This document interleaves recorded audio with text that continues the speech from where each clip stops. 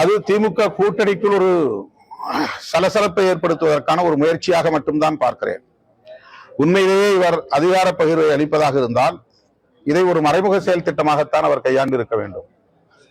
இன்னும் 1.5 ஆண்டுகளுக்கு மேல் தேர்தல் இருக்கிறது. 1.5 ஆண்டுகளுக்கு முன்னாலேயே இவர் இந்த அறிவிப்பை செய்கிறார் என்றால் வலைக்கு முன்னாலே கல்லெறிவது என்று ஒரு பழமொழி உண்டு. வலையை விரிப்பதற்கு முன்னால் கல்லை எறிந்து விட்டால் வலைக்குள் வந்து விழுகிற அணிலோ அல்லது மற்ற விலங்குகளோ சிக்காது. அது ஒரு நல்ல புத்திசாலித்தனமான உத்தி அல்ல என்பதற்கு சொல்லுகிற பழமொழி வலைக்கு முன்னால் கல்லெறிகிற முயற்சி. 1.5 ஆண்டுகளுக்கு முன்னால் அவர் இந்த அறிவிப்பை செய்திருப்பது உண்மையிலேயே அவர் அதிகாரத்தை பகிர்ந்தளிப்பதற்கான விருப்பத்தோடு சொன்னதாக தெரியவில்லை. எந்தெந்த கட்சிகள் இந்த அறிவிப்பை ஏற்று வெளிப்படையாக வருவார்கள் என்பது கேள்விக்குறியாக மாறுகிறது.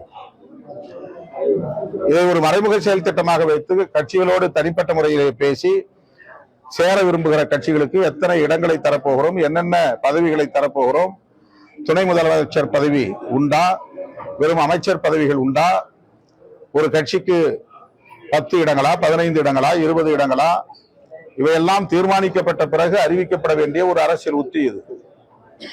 பிஹைண்ட் த ஸ்கிரீன் பேசப்பட வேண்டிய ஒரு அரசியல் உத்தி இது. வெளிப்படையாக பேசுகிறார் என்றால் வேண்டுமென்றே பேசுகிறார், திமுக கூட்டணிக்குள் ஒரு குழப்பத்தை ஏற்படுத்த பார்க்கிறார் என்று பொருள். ஆகவே இது அவர் எதிர்பார்த்த விளைவை ஏற்படுத்தாது. இது சரியான நேரத்தில் கையாளப்பட்ட உத்தியும் அல்ல. யுத்த களத்தில் வீசுவதற்கு பதிலாக வெறும் இடத்திலே அவர் வீசியிருக்கிறார். அவருடைய பாணியில் இது ஒரு அணுகுண்டு. ஆனால் அணுகுண்டு அவருக்கு எதிராக வெடிக்கக்கூடிய நிலைதான் இந்த அறிவிப்பால் உருவாகி இருக்கிறது என்று நான் கருதுகிறேன்.